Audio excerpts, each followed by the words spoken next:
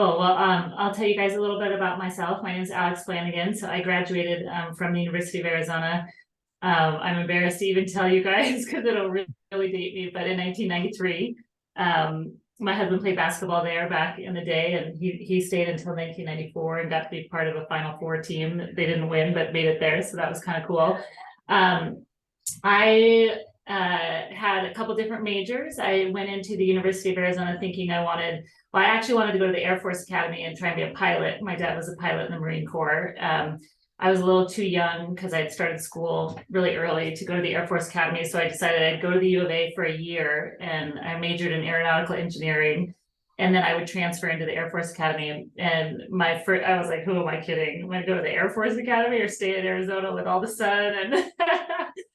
And then decided maybe I could be a doctor, and I couldn't get through chemistry. And then I decided to follow my passion, which is something I had always been great at, which was storytelling and editing and putting on shows and stuff that I had done when I was a kid. And so I got into the media arts degree at the time. So I think it's changed with a minor in journalism from the U of A. So I'm really excited that you guys are part of this club because as somebody that's worked in the industry for a long time, and now as somebody that's an agent representing and advocating for people to get jobs in the industry, I kind of look at people in college and think of them that if they haven't kind of figured it out by the time they're, a senior in college, if they're not part of clubs like these, and if they're not part of local TV stations or local broadcast entities or their sports information department, or in some ways involved, they're not probably likely to make it in the field of sports broadcasting because it's incredibly competitive. People have to really want to do it, and you sacrifice a lot to do it. So I think the one big misnomer about sports and people I talk to regularly is I want to get into sports because I love sports. And you will find that although sports is part of it, it's really not at the core of what you're doing. So at the core of what you're doing is you're either entertaining, you're writing, you're interviewing, you're disseminating information, you're creating content. So it's really, I encourage people like yourselves to really tap into not like, hey, I want to cover the NHL, or I want to cover soccer, or I want to cover this. But more like, what is it that you love about journalism, and what is it that you love about content creation? Because the sport that you cover can change based on who you work for. So I worked for NBC Sports for many years, and I was fortunate to cover a number of Olympics, and you were assigned to an Olympic sport just based on kind of where you fit well and where they needed you. So I covered biathlon in Russia, I covered cross-country skiing in Russia, I covered diving in London, sports that I really didn't know a whole lot about.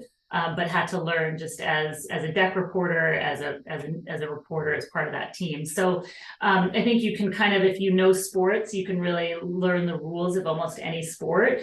But I encourage you to really kind of figure it out what you love about journalism. The other thing I encourage people a lot is to really, there are so many different things you can do, from directing, producing, editing, behind the scenes, building graphics, to obviously being on air. A lot of people see the on-air position as the one that they want to be because it's the one that we see most. And it does have some wonderful upsides, but it's a lot less glamorous than people think, and a much more difficult job to really have an extended career in.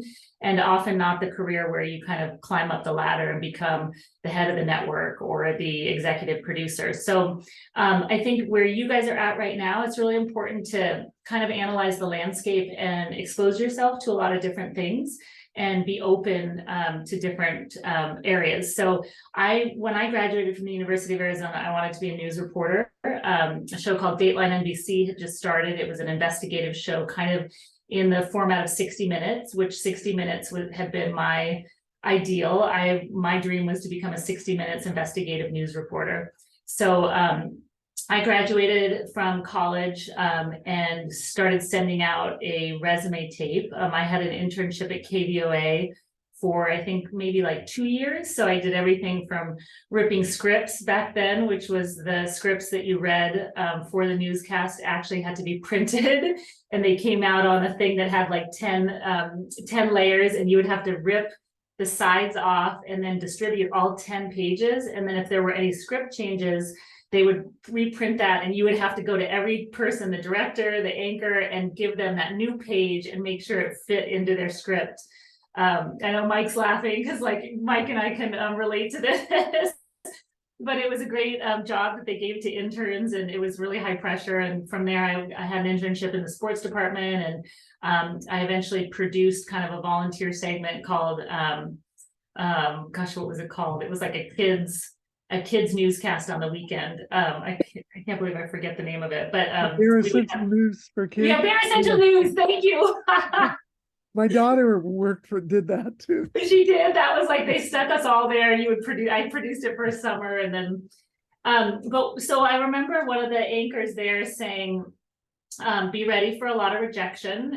He had shared with me that he had applied for something like 300 jobs before he got his first job. So I think as you guys come out of school, those of you that are seniors, you just have to have a thick skin, and it's a very subjective business, and it is a very relationship-based business. So the more that you can do now, in terms of just extending your network, meeting people, doing things, like I think is it Noah that said you're doing the radio in town? So the more you can just kind of get to know people. I volunteered for Good Morning America when they came to town. So they did a thing at Old Tucson when I was a student, and I like literally took a cable and ran behind a truck for like a week long, just like figurating the cable back and forth, and got to know some people on that. Like when ESPN or Pac-12 network would come to town and televise a game, like I would try to figure out if I could just be a runner for them, like if I could just,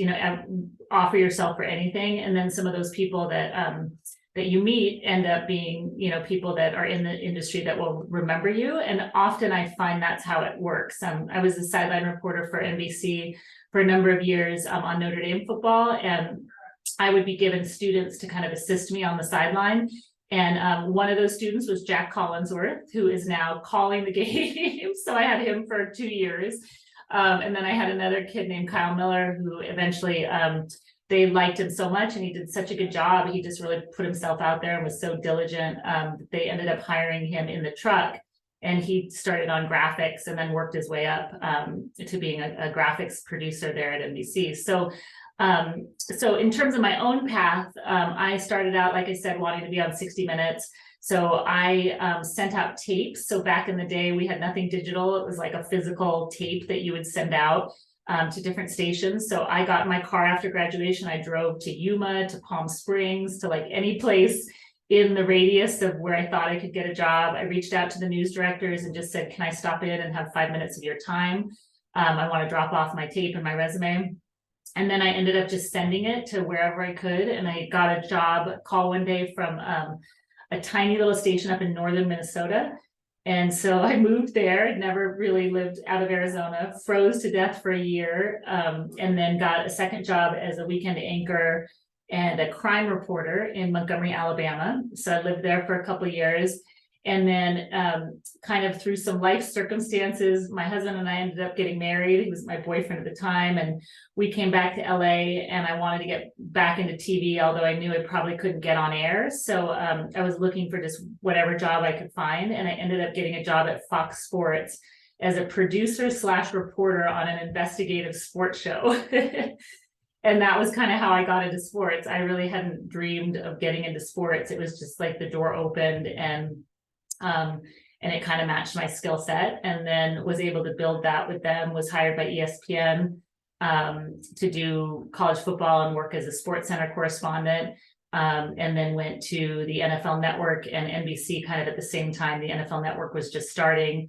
I was traveling a lot for ESPN and was pregnant with my first child, so I wanted to get off the road a little bit. They had a studio in Los Angeles, so I was a studio host for the NFL Network for many years, and then at the same time got a call from NBC to come do sidelines for them. And so I worked on Football Night in America, a sideline reporter for NFL football for them, as well as Notre Dame football, and covered a lot of Olympics and all kinds of stuff. So a couple of years ago, I decided I again wanted to kind of get off the road, and had been working at a really high level for 25 years, and just I'm at an age now where I wanted to control my own destiny a little bit more, and had an opportunity to become a partner in an agency called The Family.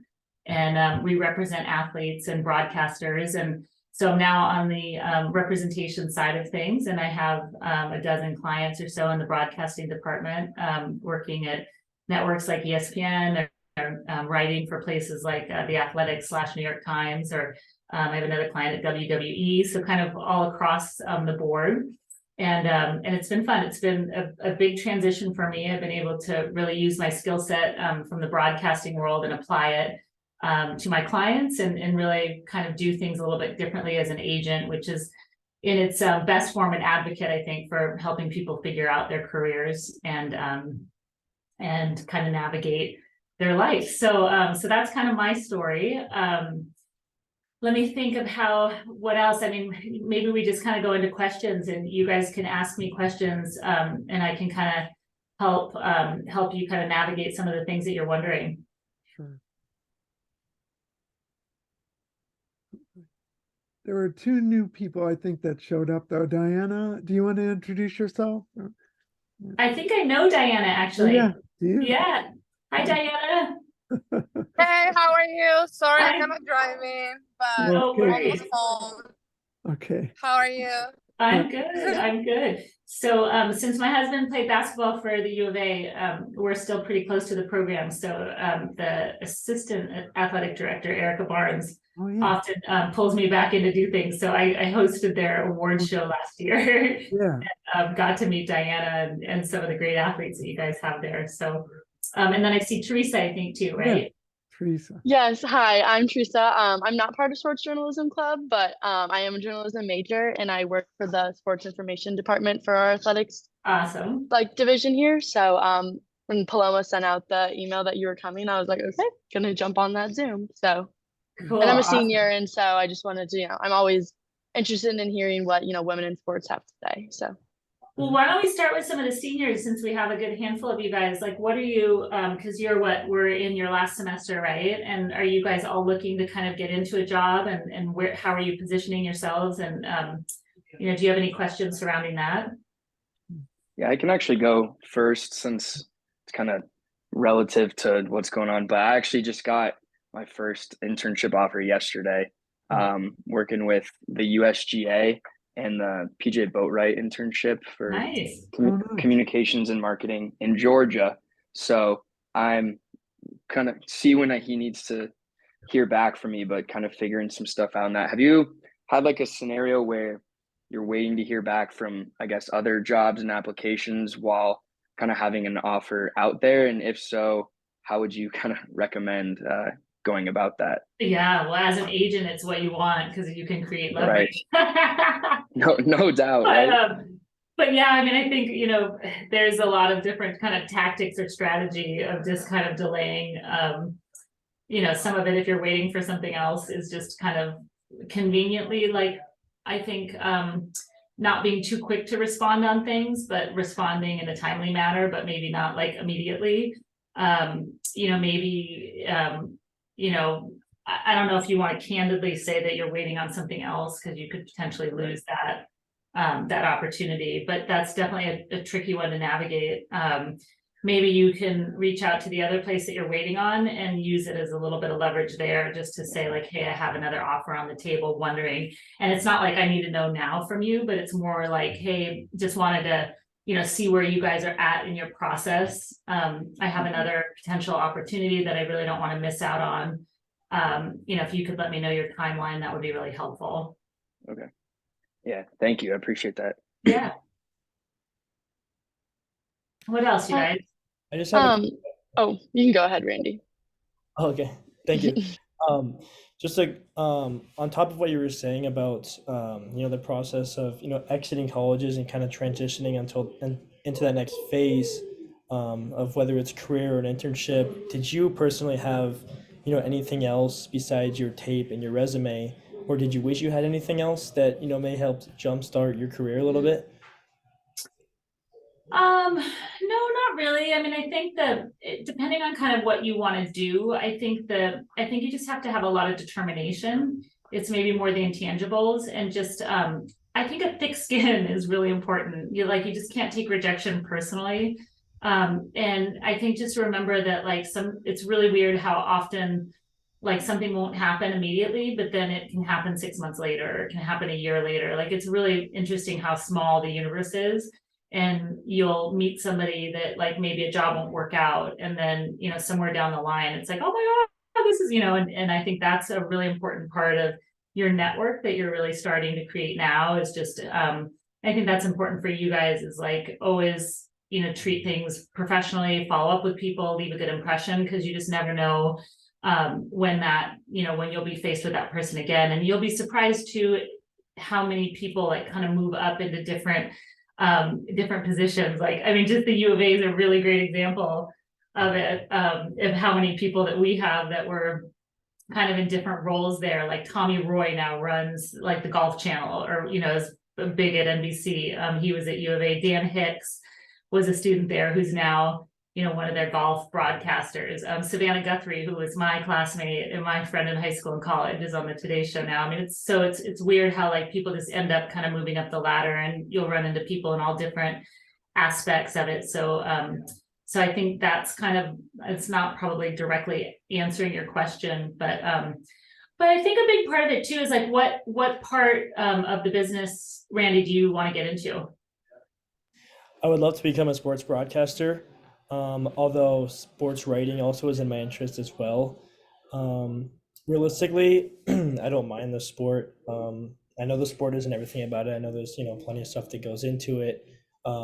However, I just, know, I'll say hockey the best, and then, whatever sports beneath it. But for me, it's just, being able to, be in the atmosphere and doing work in that type of environment, whether it's up high or on the field, it really doesn't matter to me. It's just, the aspect of being there and doing something for, whether it's a league or a team privately, that's what interests me the most. So it's interesting because I think this is the most disruptive time in this industry, in the history of it in many ways. It's changing so quickly. And I think, when I was getting out of school, like we didn't have an iPhone. I didn't even have a computer, believe it or not. Like computers were just kind of starting. So like I said, like my tape that I recorded had to be done on a deck and like delivered. You guys are at such a different, place in the industry, whereas you have so many, you can pick up a phone and you can create content. Like when I was coming out of school, I wasn't allowed to touch anything at KVOA because it was all like you had to be a photographer to pick up a camera, and you just had no access to anything. So I think what's really cool about what you guys can do is you can start creating your brand, and you can start leaning into what's authentic to you, and you can start using social media and YouTube, and you can start doing some things. So I think, while you don't want to just wait for somebody to hire you and be like, this is what I can do. You want to kind of create some things that you can do that you can showcase to people. So, so I think that, basically like what people are looking for now is content creators. Like we're all content creators, right? So what kind of content that can you create that's authentic to you, that's different? A lot of people can like report, a lot of people can, cover a sports broadcast, but what makes you unique to you?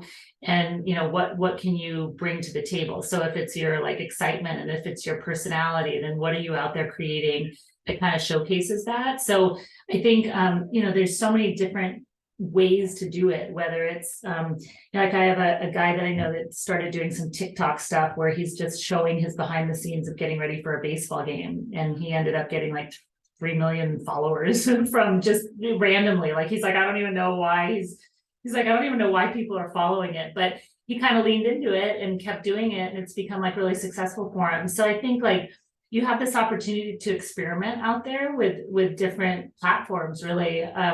I mean, when I was coming up in the business, like there was no way to reach anybody. Like I was dependent on ESPN or KVOA or somebody hiring me to put something out there. I mean, now you can create your own website, you can create your own blog, you can write, you can write things if you want, and you can distribute them on your own.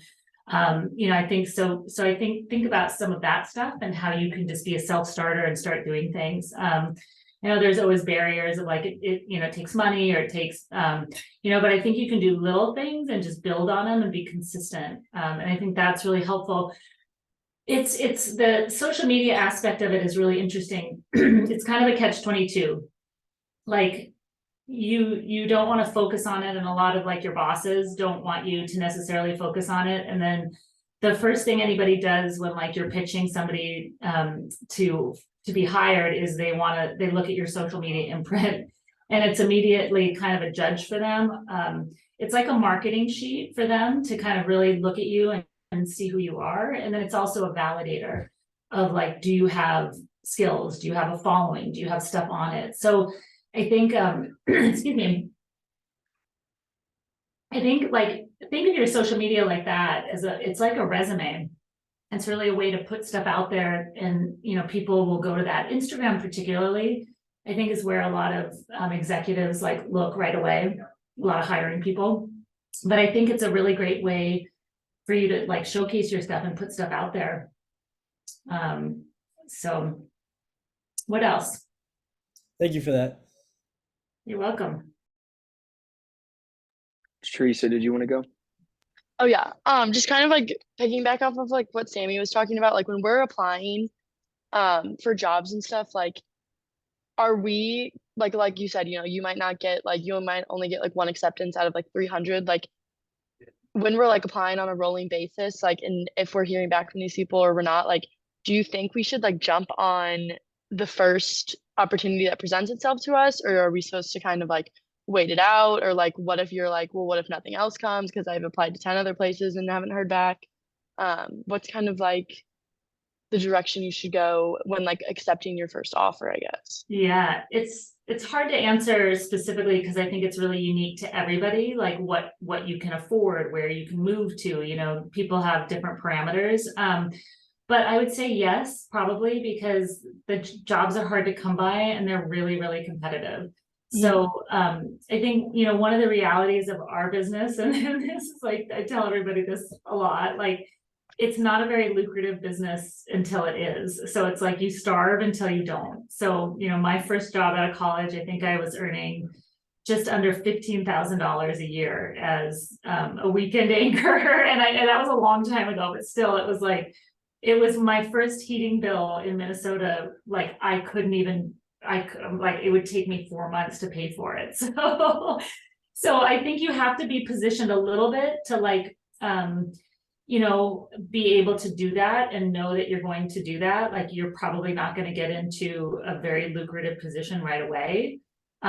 So, you know, kind of understanding that, and then understanding that it takes a little while until you can kind of break into, so you're gonna have a lot of friends that graduate and go into different avenues, whether it's like pharmaceutical sales or, you know, different things that they're doing. And you're gonna be like, they're making a lot more money. And not only are they making a lot more money, they're also like doing fun things on their weekends. And I think that's a really important thing to think about.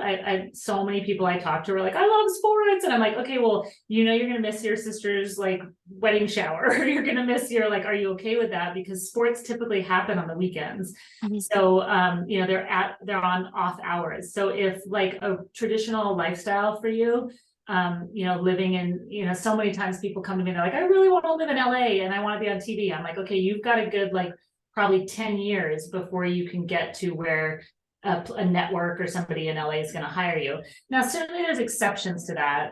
And that goes back to kind of what I was saying a little earlier, Randy, to you, which is like, if you're special and if you have something special, then I think, you know, people are willing to hire you. So I think it's kind of finding like really leaning into what you can offer and what you're good at. And I think too many people look on TV and they're like, I want to be like this person.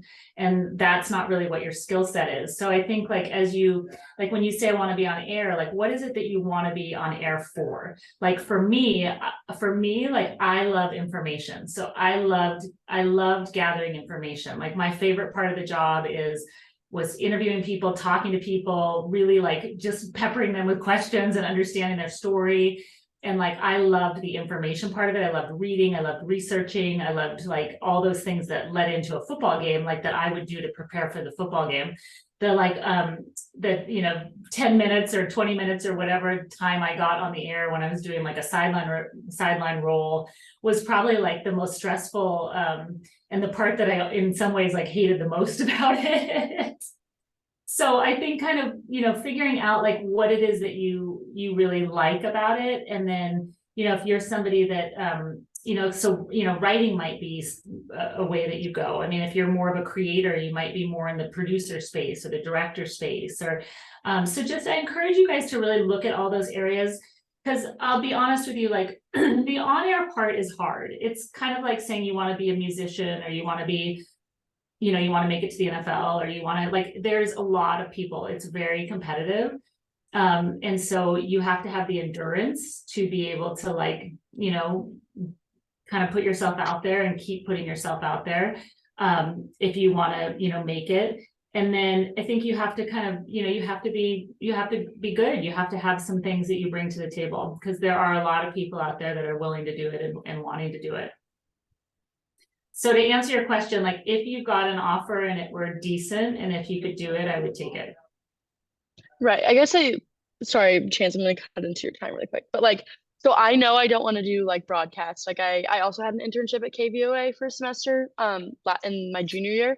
And I was like really heavy on the producing side, like got to, help in the control room and stuff like that. And so I think that's kind of when I realized like I didn't want to do the broadcast thing. And I'm more of like, I do like the part of like interviewing and information gathering and like putting like a story together, and then like how that plays into like my sports information internship. Like I'm like very much behind the scenes on the social media, like, writing the articles, doing the graphics, doing the statistics and stuff like that. And so I guess I'm just like wondering how I would like showcase like my portfolio when like the articles that I have on the website or the graphics that I have on like the social media accounts like aren't like accredited to me, like they like my byline is in them because it's like I work for Arizona Athletics. And so I'm just wondering like should I be posting that stuff on my personal Instagram, or should I be like logging it on my LinkedIn, like you should and be like self-promoting yourself.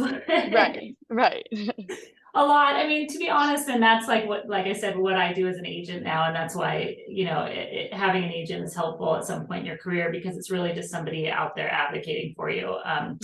And so I think a lot of times, like what we don't do for ourselves very well is advocate for ourselves. And really, it's hard, especially when you're younger and you're not as experienced. It's intimidating to reach out to people and to kind of put yourself in front of them. And I think you have to lose your inhibitions a little bit and just be able to like not be, you don't want to be obnoxious, but I think you have to really bang down doors. And honestly, like as a reporter or somebody in these roles, like you have to kind of be an aggressive personality anyways, if you're going to be good at the job. So I think, like definitely, I mean, if you look at my social media, a lot of it is kind of promotion of my clients and promotion of, and it's funny how much like perception is reality. Like, I use it to promote clients and things that they're doing. And it's funny, like how often somebody will reach out, like right after I put something on, like, oh my gosh, I didn't know. So I think, definitely like start using those channels to promote some of the work that you're doing. And then I think also utilize some of that work to like identify places that you would want to work and send that to those people. So like, I would email or call or just be like, hey, would you mind if I sent you something? Or, hey, dropping you an email, I'm going to be graduating. Here's some of the work I've done. Like, I was really proud of this, post, or, I was really excited for this game, Arizona beat so-and-so, and I was doing the stats on it. And just, try to figure out ways that you can really promote and sell yourself through, utilizing some of that stuff. Just give examples. I mean, a lot of times with my clients now, like, I'll just kind of hit people up on like, oh, did you see them do this? And it's just like a very quick little blurb just to kind of keep on their radar. A lot of times in jobs too, I think people are a little bit lazy in hiring as well. So that goes back to like how I had interns on the sideline. Like a lot of times if somebody's there and they're doing the work and they can help, like, you'll get hired, and then you can kind of, decide which direction you want to go once you're in the door. Cool. Thank you. You're welcome. Okay, Chance, you've been waiting. Sorry, I have to go to work soon, so I wanted to get a question in before I Yeah. leave. Um, so I know you talked about a lot about like how you're on the road and you were busy for college game day and for NBC. How would you describe like how you balance your personal time and like your work time? 'Cause I think you said you're a mother too. So how Mhm. did you balance the two? I was curious about that. I didn't. Um, so, to be honest, I think it is kind of a good thing to think about a little bit before you chase it, in just understanding that it is a little bit hard to have a traditional lifestyle for a while. Like, I think there's different paths that you can take. So, for example, like being in a local market where you're a newscaster is probably a pretty, a much more traditional lifestyle. So like the people that you see on air at KVOA are, many of them, living, working 5 days a week and getting to, kind of work a regular schedule. When you get to the level that I was at, like I was sent to, I think I covered 5 Olympics. When you're sent to an Olympic Games, it's amazing, but you go away for a month. So you're sent to Russia for a month and not with your family. You're in a hotel room. So it's definitely like a little bit of a different work lifestyle. I think that what's cool about it is you're not sitting at a desk every day, and so you have this great versatility to your job, and you're doing things that are like most people won't ever even get to go to, right? Like a Super Bowl or an Olympics, or and even at like the local stations, like if NBC, many of the NBC local stations go to the Olympics and cover it for their local station. So I think there's different ways that you can do things. It just depends a little bit on what you want to do. But it's a harder job to balance, I think, than maybe some more traditional fields. I'm not so sure though that you're working any less than you would be if you were like an attorney or something like that, or a doctor. Definitely. Thank you. I appreciate that. I just wanted to chime in real quick. I have to go to a university meeting at 5:45, I love but it. Look at the red and so blue. so I won't be sticking around for the rest, but I really appreciate you Yeah. coming on, and I'd love to have all of us maybe follow up at some point. So I appreciate it. You're welcome, Sarah. Good luck. Thank See you. Bye, guys. Bye-bye.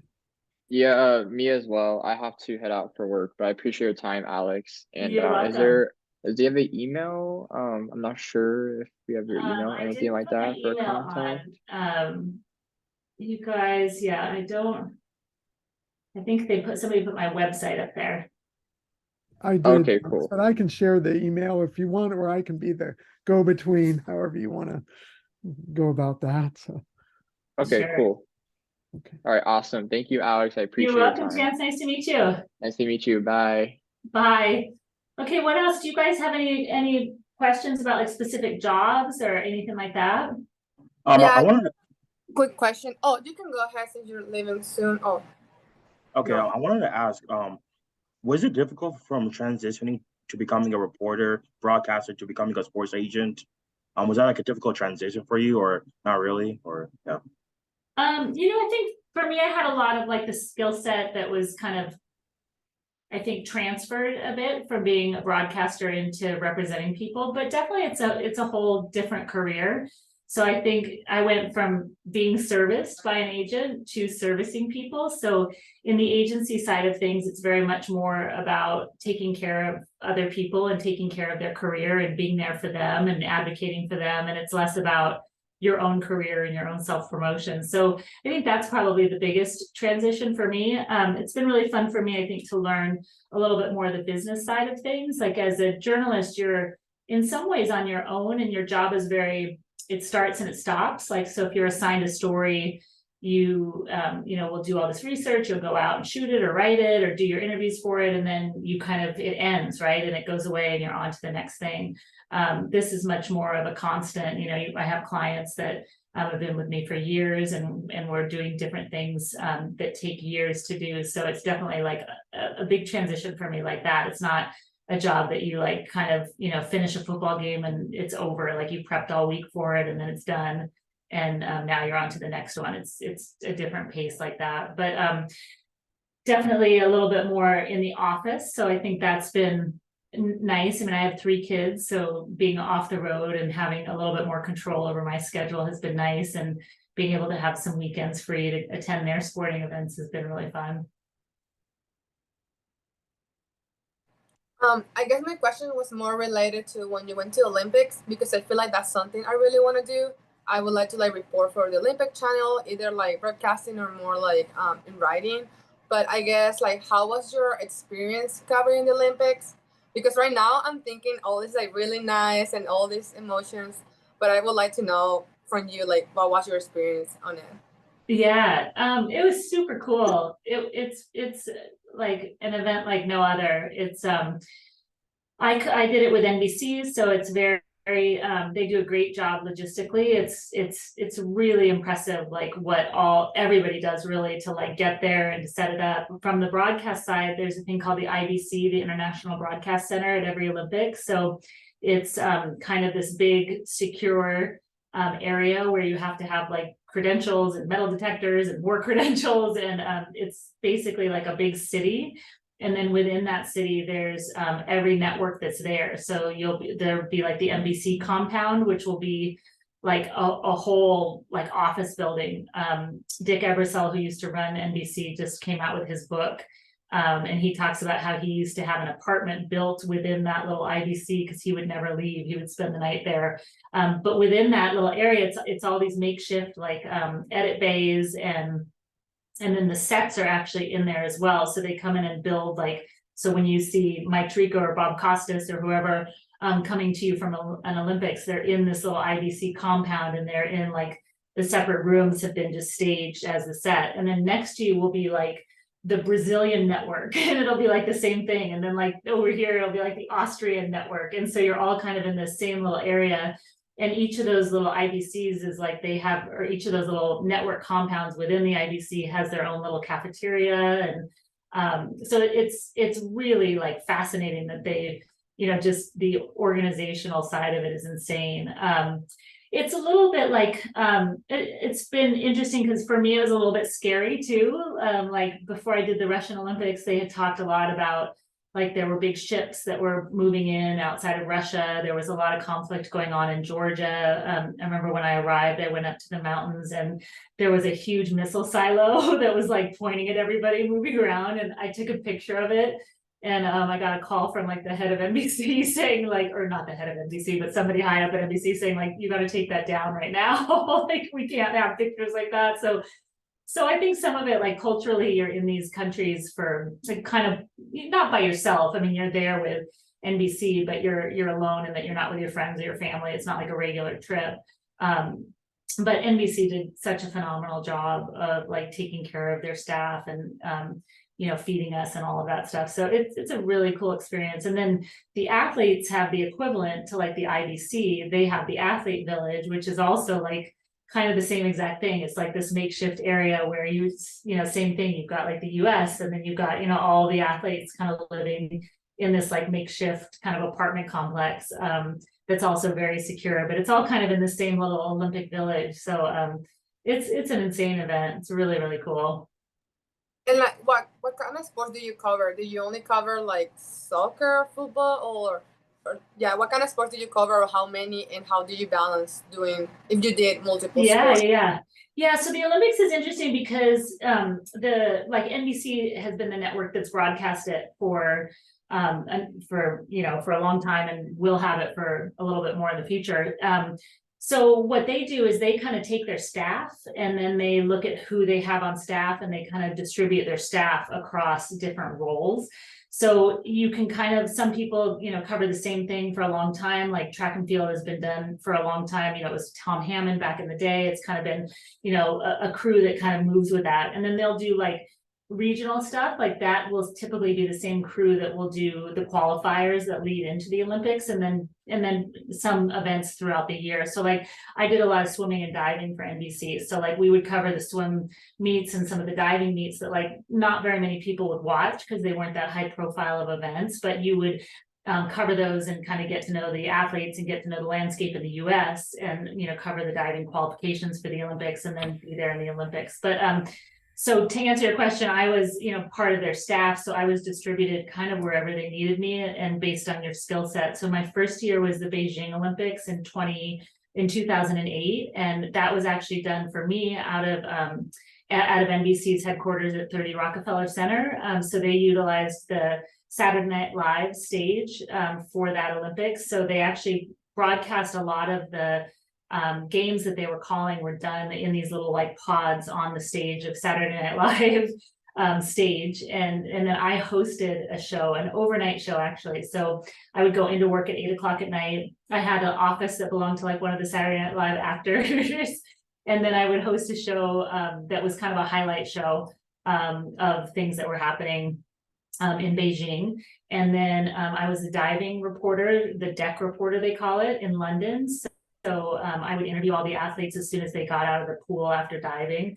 On a couple of Olympics in Vancouver and in Brazil, I was on their news desk, which is a really cool assignment. So NBC collaborates their news department and their sports department, and they put like a group of maybe 10 reporters on that. So in Vancouver, I was with Lester Holt, who now anchors the NBC Nightly News. So it's kind of a mix of like hardcore news people that are covering more of the hardcore news things, and then sports reporters who kind of go out and do more features and some newsy stuff.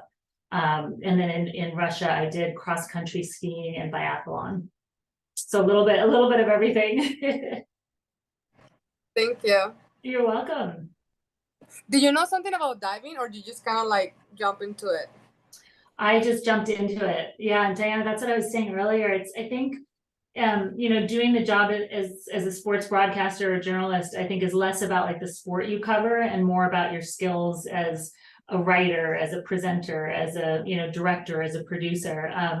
Because the sports also can be really like, a lot of the sports depend on who owns the rights to them as well. So as you guys saw, I think it was Mary Grace that said she was interested in hockey. Like NBC had the big NHL hockey contract, and then they ended up losing it to Warner Discovery or Turner. So like you can be with a company, and then all of a sudden, if they don't have the rights to broadcast NHL anymore, like you might still be at NBC, and now they don't have hockey anymore. So they might be throwing you now on like Big Ten football or whatever it is that they've just signed to get. So, there's a lot of politics and business behind things as well. And then, the other thing at the high level of like the network level, like ESPN obviously has, all sports. So they're covering everything, but a lot of it is specific to what like the contracts are. So, like maybe NASCAR is televised on Fox, or WWE is on Fox, but it's not televised on CBS, or CBS has more golf, or so it's a little bit dependent on just kind of who has the rights or who doesn't have the rights, or that's a lot of how it goes. So that for example, like everybody's watching now the NBA, their big TV contract is going to be up, I think, in 2025. And as you guys saw, Thursday night football just moved to Amazon, which was a really big thing in our industry.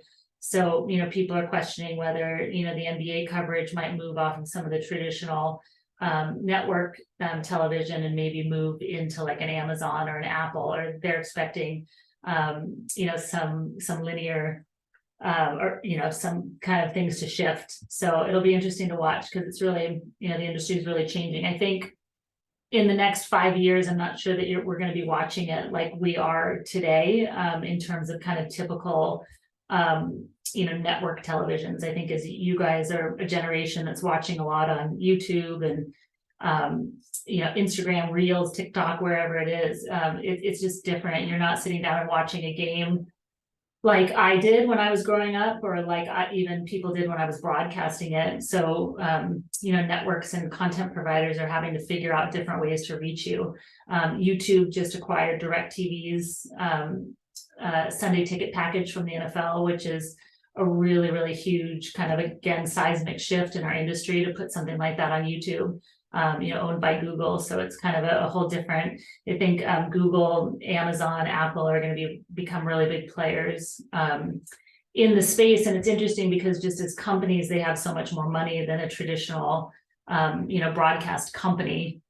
So they can afford to bid for a lot of the rights. So I think it's going to be disrupted further. So the business of it is really fascinating. How about, do you guys read any like publications or anything to keep up on it? Like, where do you get what's a job resource?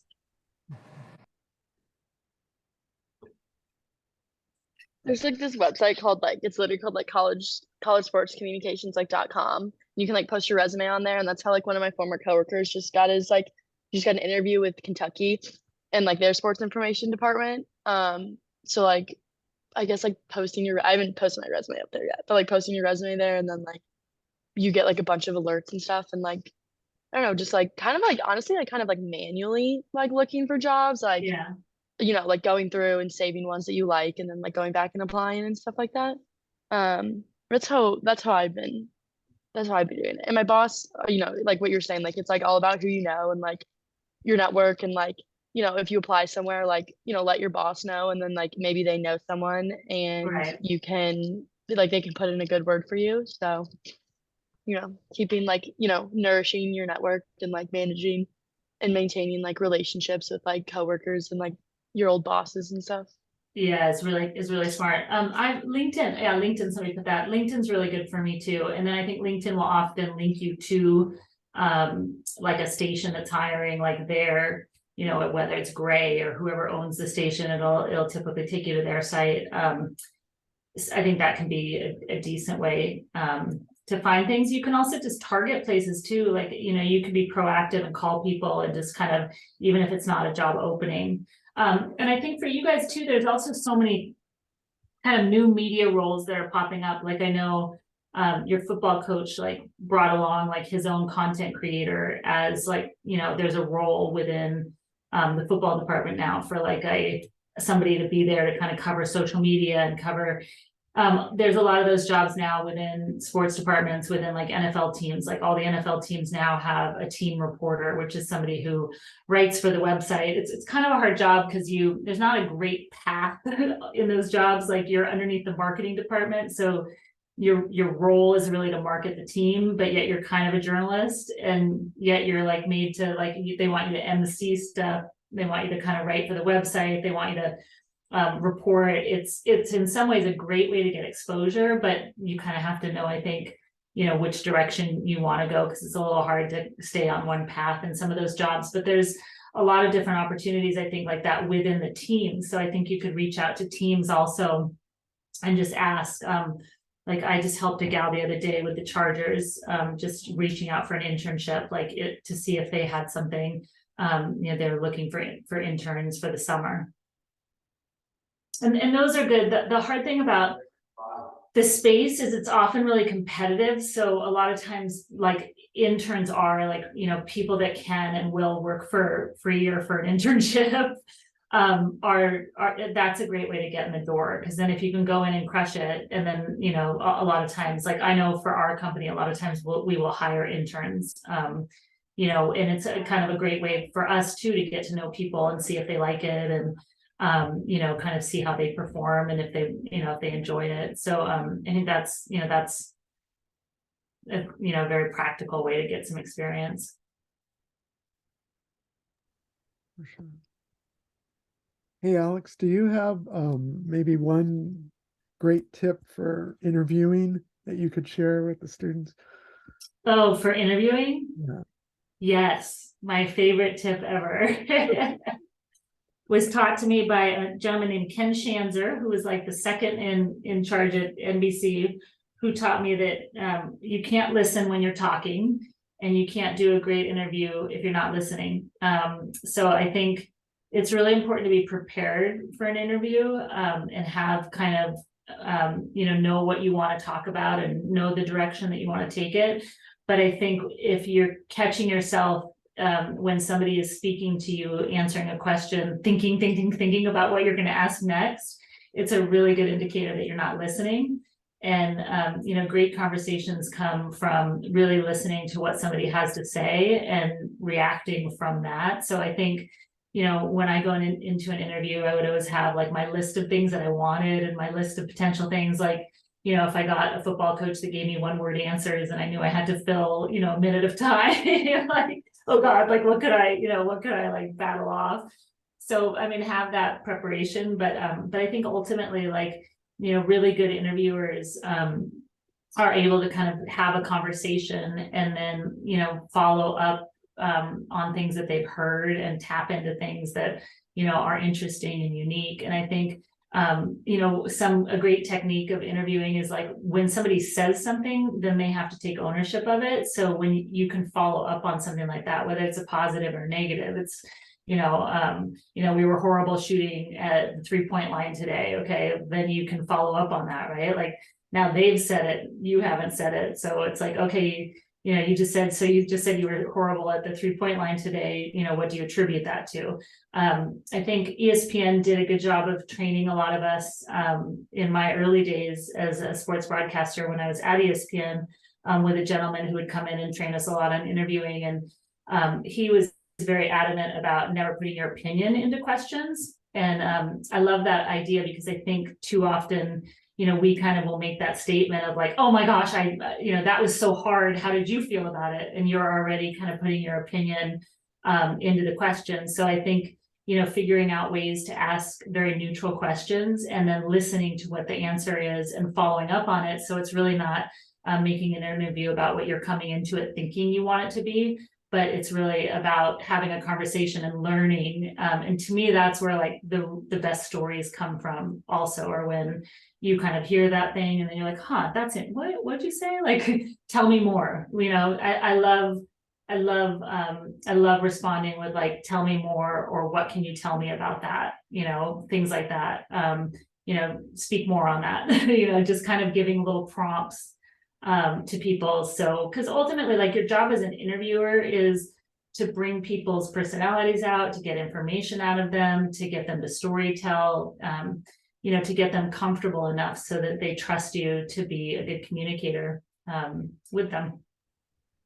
Nice.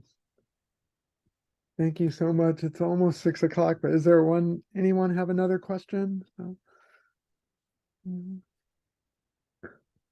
Well, thanks you guys. It's such a pleasure to meet you all. It's what a fun time in life it is to I know it's probably scary to be getting out of college, and but it's my early days were so fun. They were crazy. Like, you know, I was in the middle of nowhere, Minnesota by myself, shooting stand-ups with like a light pole and like freezing to death. And but the adventures are like so cool. It's a really, really cool job, and you'll meet like amazing people in it. And what's amazing is there's so many different roles that you can do in kind of just sports media in general, whether it's like myself, you know, being an agent now, representing players and helping market them, and you know, working on their social media or coming up with social media campaigns, or, you know, creating content for Facebook or Apple or Reels, or you know, there's so many different ways you can go to be part of sports and to be in it. So I think it's a really fun job, and just be open to you know, thinking about different ways, and really, again, like my biggest piece of advice, I think, is lean into you. Like really, you know, just take a little bit of inventory of like, who are you, what makes you authentic, what do you do well, and how can you kind of parlay that into something else. Like, you know, don't watch other people, but like, you know, you're not going to be successful trying to be somebody else. You're going to be successful really kind of tapping into what you do well and what makes you, you know, a sellable, viable talent or person out there that can, you know, can add. And I think if you lean into kind of what's natural to your personality, it's really helpful, and you'll enjoy your job a lot more too.